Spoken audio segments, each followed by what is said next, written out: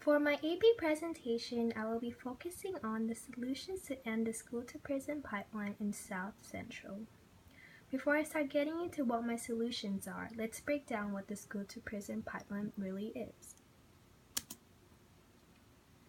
The school-to-prison pipeline is essentially a term coined for students from kindergarten to 12th grade who are being suspended and expelled for the most minor infractions, and this will lead them to end up in the juvenile justice system for not obeying the school rules. Students are being arrested or ticketed for example, being late to class, talking back to the teachers, or just simply being a specific race. The pipeline essentially targets students of color, mainly consisting of African Americans and Hispanics. They mostly target these students because in LA, it consists majority of African Americans and Hispanics in low-income neighborhoods. Every day in South Central, an African American or Hispanic kid will encounter a policeman from walking to school and walking back from school. The police officers are also at the schools, stationed there to somehow protect the students to keep the environment safe for them to learn. Because the district doesn't know how to handle the troubled students, they leave it to the Los Angeles Police Department, which is the LAPD, to fix the problems. However, instead of allowing these disadvantaged students of color to have a proper education and a safe environment that they supposedly believe that they will give, they allow incarceration of these children instead, leaving them at no chance for a successful future and a better education for their future. So how do we exactly stop the school-to-prison pipeline in South Central? In these images, you can see that they're mostly African American children in the juvenile justice system, and they look pretty young.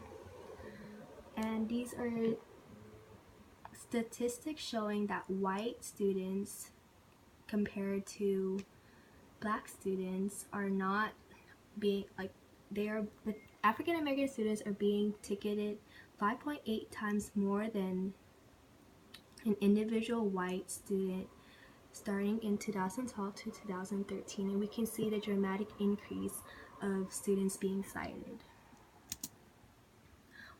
Well, one solution could be starting local campaigns in the streets of LA.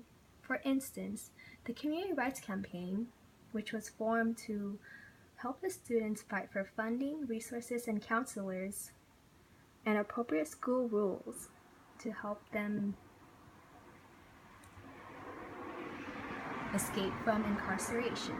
In this chart, we can see that the Community Rights Campaign have fought for LAMC, which is a daytime curfew for students being cited for truancy and tardiness since 2006.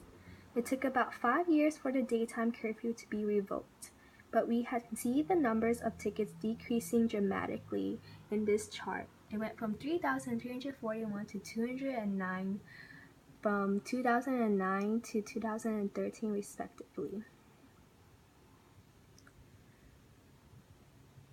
It allows the students of color to not have the stress of tickets, and because they're living in poor neighborhoods, so they can't pay for their tickets, and the tickets keep adding up, and they would end up in court, which leads them to being in juvie because they can't pay the fees, which allows them to have a disadvantage in education.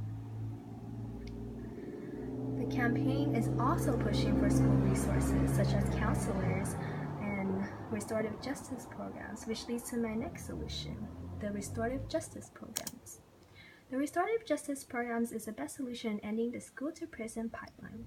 These programs are provided by the LA District to help the troubled students who might be dealing with family drama, violence, poverty in low-income neighborhoods in South Central. Counselors are provided for the students to learn from their mistakes by forming circles and talking about it with anyone talking back. This helps students feel connected and safe to the school, and they won't be expelled or suspended in the near future because they are learning from it. And statistics have shown that there are decreasing rates of students' behaviors ever since these programs have been implemented. There has also been a decrease in suspensions of African Americans, which shows that this program is working and functioning in the right ways and allowing the students of color to have an equitable opportunity in comparison to white students and higher income students. That is the end of my presentation.